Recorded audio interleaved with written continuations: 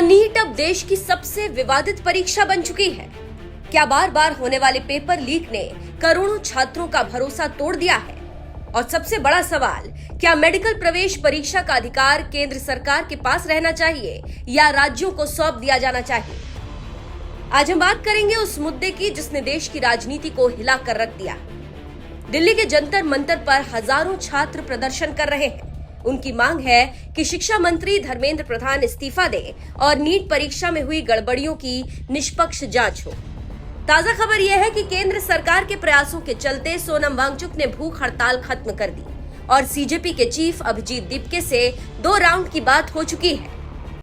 इसी बीच तमिलनाडु सरकार के मंत्री केजी अरुण राजू ने एक बार फिर पुरानी मांग दोहराते हुए कहा है कि नीट को खत्म कर मेडिकल प्रवेश का अधिकार राज्यों को वापस दिया जाए।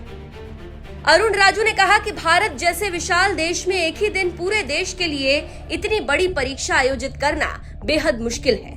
उनका कहना है कि लाखों छात्र जब एक साथ परीक्षा देते हैं तो सुरक्षा व्यवस्था बनाए रखना आसान नहीं होता। इसी वजह से बार बार पेपर लीक जैसी घटनाएं सामने आती हैं। राजू ने सुझाव दिया कि मेडिकल प्रवेश परीक्षा की जिम्मेदारी राज्यों को सौंप दी जाए ताकि हर राज्य अपने स्तर पर परीक्षा आयोजित कर सके और व्यवस्था अधिक प्रभावी बन सके।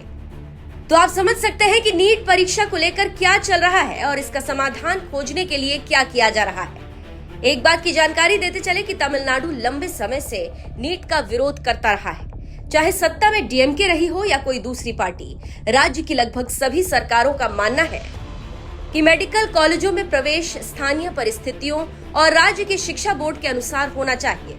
राज्य सरकारों का तर्क है कि अलग अलग राज्यों के शिक्षा बोर्ड का पाठ्यक्रम अलग होता है। ऐसे में एक राष्ट्रीय परीक्षा सभी छात्रों के लिए समान अवसर नहीं देती।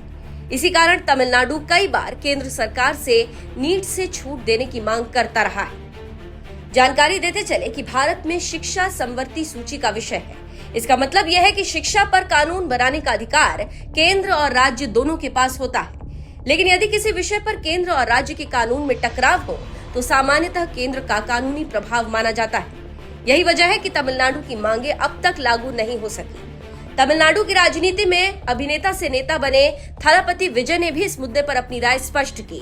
उन्होंने कहा कि यदि मेडिकल प्रवेश परीक्षा का अधिकार राज्यों को दे दिया जाए और ये विषय पूरी तरह राज्य सूची में आ जाए तो पेपर लीक जैसी घटनाओं की संभावना कम हो सकती है।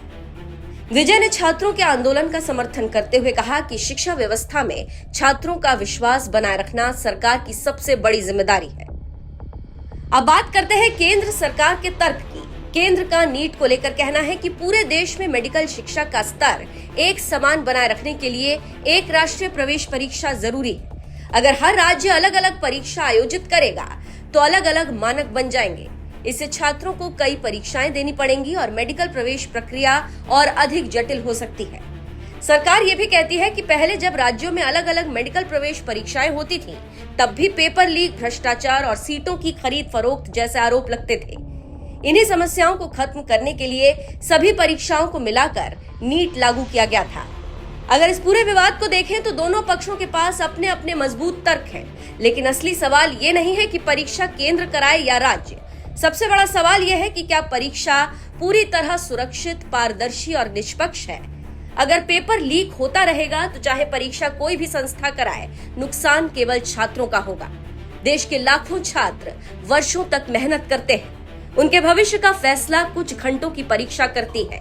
ऐसे में परीक्षा प्रणाली पर भरोसा होना बेहद जरूरी है।